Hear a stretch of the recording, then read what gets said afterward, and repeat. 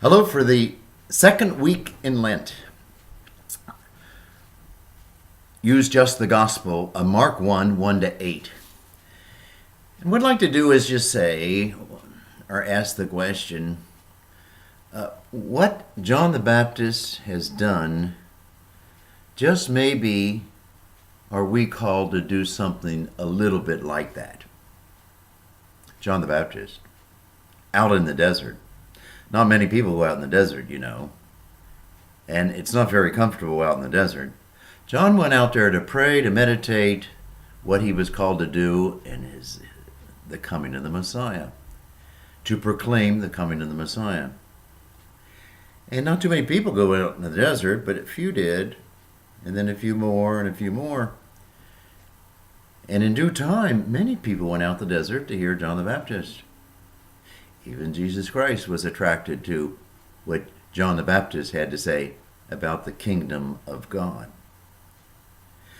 His basic message was change your heart. Change your heart and do something with that changed heart. And to show that you have a change of heart, well, have us pour water over your forehead or your head or jump into the Jordan River and be cleansed of water, like you're trying to cleanse your heart. And so he did this in the desert and near the Jordan River. John was different than the rest. I mean, his clothes and what he ate. His clothes, that camel hair.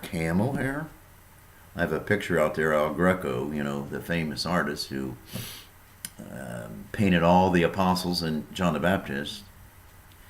And you can see what El Greco thought he looked like. And even the original belt is out there. He ate differently, Locusts. I almost think that's a joke. I think of chocolate-covered ants. Wild honey. Not honey, but John the Baptist, the wild man. Wild honey. And he proclaimed to whomever came around, very few as I say, and they started to think that, well, maybe this guy's the Messiah. And in all humility, he said, no, there's no comparison. And my quote, which I'll give the real quote, my quote is, what John the Baptist said is, I am not worthy to stoop and untie his shoestrings. The real quote is, I am not worthy to stoop down and loosen the thongs of his sandals. Even when Christ asked John to baptize him, John would say, no, you ought to be baptizing me. John was humble. Well, are you and I, to a certain extent, of course, called to do something like that? You ever feel like you're a voice of one crying out in the world, in your corner of life, that you're trying to do and do the way of the Lord? Well, you're not trying to prepare the way of the Lord, the way John the Baptist prepared the way of the Lord's first coming, Jesus Christ, the babe of Bethlehem. You're not trying to do that at all. That was what John tried to do.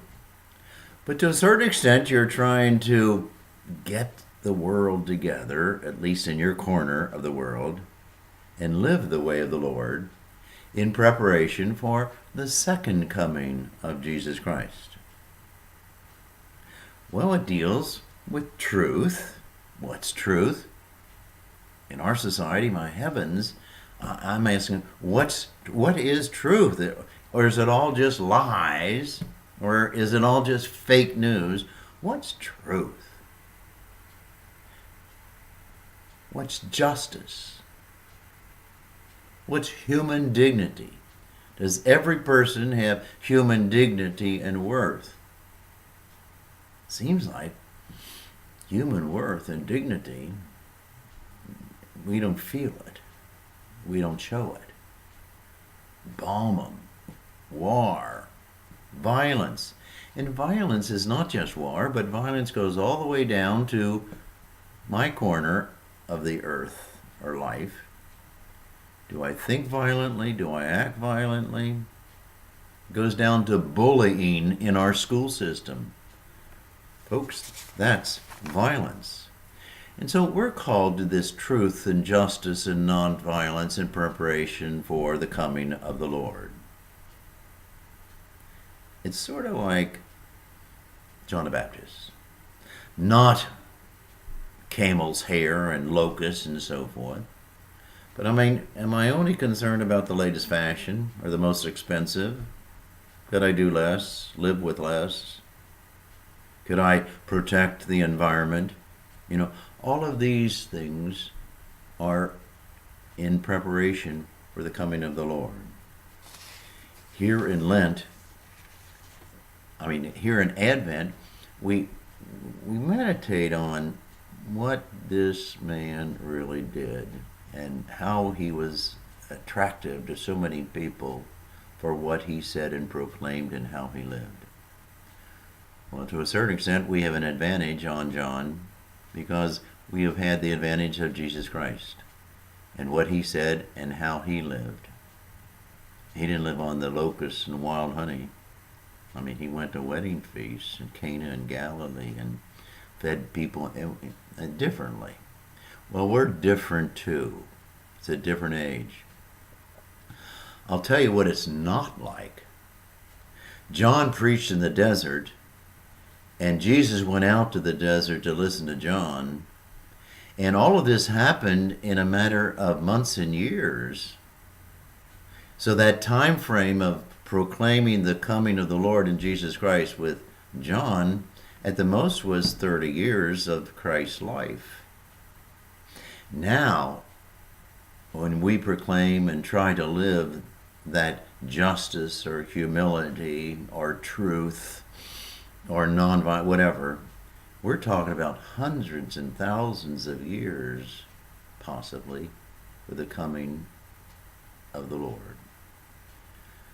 But we need to do our little teeny weeny part in the corner of the earth in which we lived to proclaim the Lord. I think